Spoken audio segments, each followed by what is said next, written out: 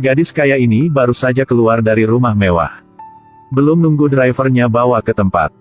Masuk ke dalam toko yang menjual pakaian murah. Pilih lagi dan lagi, mana yang lebih murah akan mengambil itu. Baru saja masuk ke ruang ganti. Dalam sekejap mata, dia berubah menjadi gadis kota biasa. Lalu pergilah ke departemen store kelas atas ini. Sarapan bersama rekan kerja. Lahir dari keluarga terkaya kedua di kota ini. Datang untuk bekerja di sini bukan karena Anda ingin mendapatkan uang. Itu karena dia percaya bahwa di sini dia bisa mendapatkan manfaat yang tidak terduga. Tapi tidak menyangka bisa masuk kerja saja sampai hari ketiga. Manfaat tak terduga yang tersisa dengan kejutan. Tamu wanita VIP ini. Minuman yang terdeteksi di toko bermasalah. Tidak masalah, sangat segar. Maksudmu aku penipu? Bukan begitu, Bu. Semakin asam lemon, semakin segar, Anda bisa mencoba lagi. Seorang karyawan yang memakai gelang mahal. Kenapa gelang itu terlihat sedikit menghina? Jangan marah, silakan coba produk baru kami. Keluar. Kamu sedikit berlebihan. Bisakah kamu sedikit lebih sopan? Apa katamu?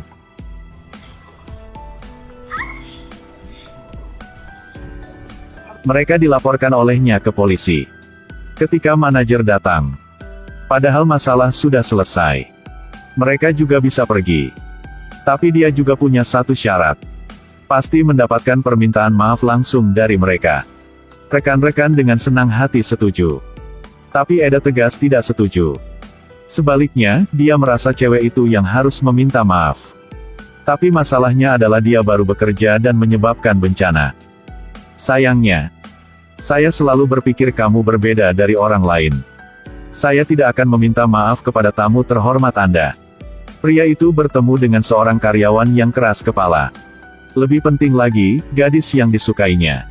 Meski sangat canggung, tapi tetap memutuskan untuk datang mencarinya lagi. Sarankan dia untuk berhenti berbicara. Namun sejauh ini, Sir Ken masih belum mengetahuinya. Eda adalah seorang putri. Suka apa akan mendapatkannya. Sir Ken masih gagal ketika dia tidak tahu apa. Namun ketika dihadapkan dengan permintaan berulang dari pelanggan. Jika dia tidak meminta maaf, maka pecat dia. Jika tidak, itu akan menyabot bisnis mereka. Apa yang harus Sir Ken lakukan? Sekarang dia memikirkan satu hal. Buat semua orang bahagia. Biasanya orang tidak bisa berpegang teguh pada kebenaran mereka. Mereka semua akan menggunakannya sebagai alasan. Itu mengambil gambaran besar dulu. Saya tidak peduli dengan gambaran besarnya. Maaf. Kenapa, kamu tahu aku benar, kan? Karena aku tidak akan bisa melihatmu di sini setelah ini. Apakah aku dipecat? Kali memandang ini. Tak ada lagi simpati cinta kilat seperti dulu. Itu dipenuhi dengan kekecewaan dan kepahitan. Karena itu, Eda sedang berkemas untuk pergi. Sulit dipercaya. Nasib buruk lainnya akan datang. Lebih banyak berita buruk menyebar dengan cepat secara online. Tiba-tiba dia punya saudara perempuan lagi. Dan seluruh keluarga tidak tahu. Mengapa demikian? Apakah itu ada hubungannya dengan dia? Ketika dia sampai di rumah, semua orang berdebat tentang ini. Keluarga kelas atas benar-benar berbeda. Jelas ayah melakukan kesalahan. Tapi dengan keras mengkritik orang lain. Saat ini, sang ibu mengunci diri di kamarnya. Akhirnya tidak tahan lagi. Memang benar bahwa hanya perempuan yang berguna saat ini. Hanya Eda yang dipanggil ke kamar. Dia mengatakan semua hal yang tersembunyi di dalam hatinya. Ternyata dia sudah lama mengetahuinya. Semua hadiah yang diberikan ayahnya dalam beberapa tahun terakhir. Sebenarnya, itu semua biaya lelucon. Dia selalu memilih untuk mengambil gambaran besar sebagai fokus utama. Hanya saja cerita ini telah disebarkan oleh orang lain secara online. Membuat begitu banyak kebisingan sehingga dia tidak memiliki wajah. Maksud ibu memanggil Eda ke kamar. Tanpa diduga ingin membuatnya mengerti. Pasti mengerti dan belajar bagaimana dia bekerja. Tapi bagaimana bisa Eda yang jujur menerima ini? Dia segera melepaskan semuanya dan berlari keluar. Meskipun apa yang inginkan ada di sana. Tapi dia sama sekali tidak menyukai keluarga ini.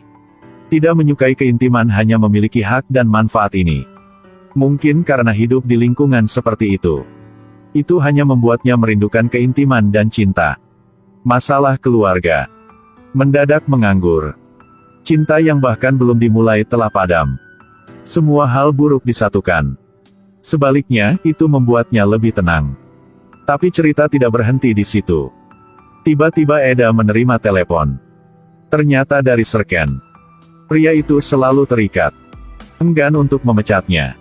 Dia mengundangnya untuk datang ke sini sekali.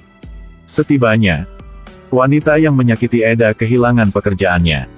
Benar-benar mengejutkannya. Aku dengan tulus meminta maaf padamu. Akhir-akhir ini aku sering bermimpi disambar petir. Apa yang sedang terjadi? Kamu mungkin tidak percaya. Kemarin petir menyambar saya dan hampir membunuh saya.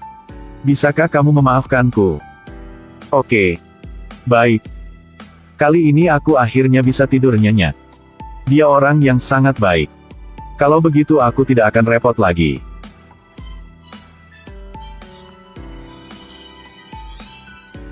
Pada titik ini, emosinya kembali sebaik sebelumnya. Hati Serken tak hanya dipenuhi rasa sayang pada Eda. Itu juga pertama kalinya muncul di luar. Maaf. Sebenarnya aku ingin meneleponmu kemarin. Panggil aku untuk mengatakan apa? Kembali. Semua ini berkat teman Serken. Ternyata setelah Eda pergi, Serken selalu tidak bahagia. Terlihat oleh saudara baiknya Enim. Setelah memahami semuanya, suruh tamu itu meminta maaf. Adapun Enim, ini sangat sesederhana. Eda setelah kembali bekerja, secara tidak sengaja tiba tepat waktu untuk pesta perusahaan. Tapi tak terduga, rekannya Keran menyukai Serken. Juga duduk di samping. Enim selalu menyukai Keran. Kesempatan bagus seperti itu tidak boleh dilewatkan. Tidak tahu karena Serken terlalu bagus, atau karena Enim tidak cukup menarik. Saat pesta akan segera berakhir, Keran membuat permintaan kecil ke Serken. Bisakah kamu mengantarku pulang? Aku harus bekerja nanti. Kamu memanggil taksi. Taksi. Jadi kamu bekerja, jangan begadang. Pada saat bahaya.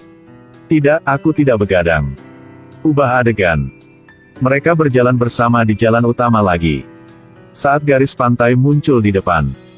Tanpa diduga, kedua belah pihak diam-diam memupuk perasaan. Hanya berjalan ke pintu untuk mencintai.